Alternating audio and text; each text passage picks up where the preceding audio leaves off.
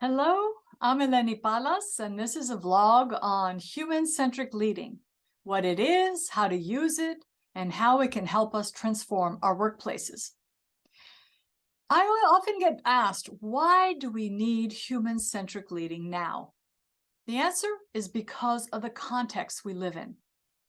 Our workplaces drive tension and chronic stress and conflict and burnout. They're unsustainable. But we want purpose in our lives and work, creativity, collaboration, great problems to solve. The processes we use at work drive deleterious effects on nature, but we want clean water, clean air, clean soil, beautiful beaches and forests and mountains. So there's a gap between what we want and what we create. We need to close that gap. That's why we need human-centric leading. Then on top of it, we have growing tension and conflict within organizations and in our communities. We're questioning democratic principles. We have regular financial meltdowns, financial crises, economic stagnation, and then the effects of climate change. Now, we've created a lot of these challenges we have by the mindset we've been using. We've been using it as a collective for centuries. It's inherited, and we inherited and learned it through socialization. It goes like this. We humans and nature are replaceable. When we use this idea at work, it activates our survival instinct, and we go into fight or flight. Oh my God, we're worried about our livelihood. So we see every jab as some big threat. We look out for criticism, judgment, and blame. We criticize others or judge or blame to preempt them.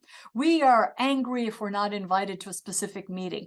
We have all these games that we play at work to protect our jobs. We're in a self-preservation mode because we feel we're at threat. This is a natural process. We should behave that way when we're considered, replaceable, because it's not true. But living in this survival mode, it burns up our energy. We humans have a limited amount of energy and willpower.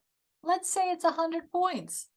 Imagine if we use 60, 70, 80 points per day on protecting ourselves, protecting our image, how we are looked upon, our ideas, defending them. Well, I'm right, you're wrong, trying to get promoted, trying to avoid this.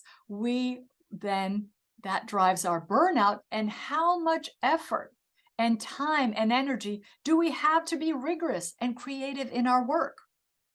So this is the reason we need human-centric leading. The environments we're in, the inherited mindsets we're using create the gap between what we want and what we have. Using human-centric leading, we create an antidote.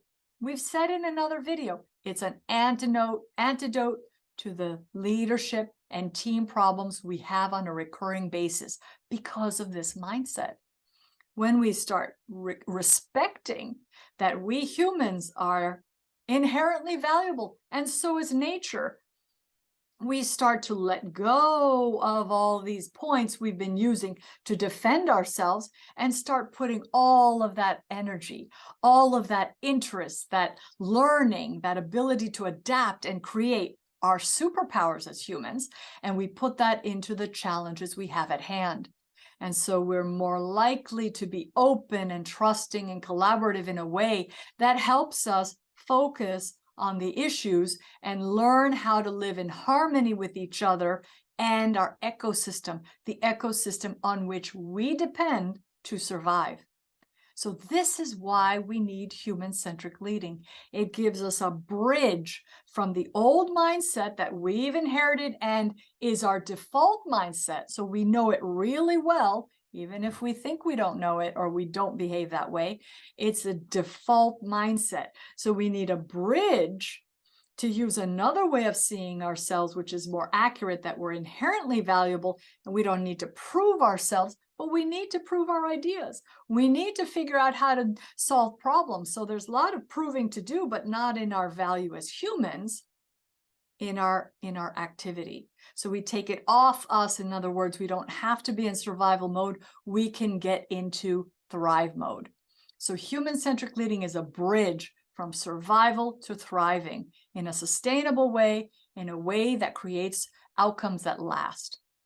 So please join this movement of thinking about reclaiming our humanity in the workplace, reclaiming our full self and our superpowers of being very skilled as humans to learn, adapt, and create.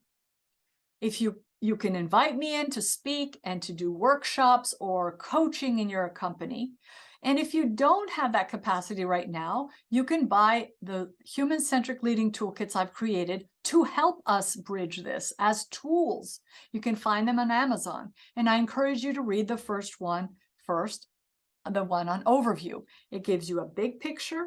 It gives you an understanding of what assumptions we're using so you yourself can start seeing them and can start observing them. They're all in plain sight. It's just that I named them when I created those so that we can start noticing the context in which we live and work so that we can respond to the influences in ways that help us. The whole point of this transformation is to create workplaces that help us thrive, not merely survive, thrive. And so from thriving, we can create better outcomes, better workplace experiences, and better future through a better today.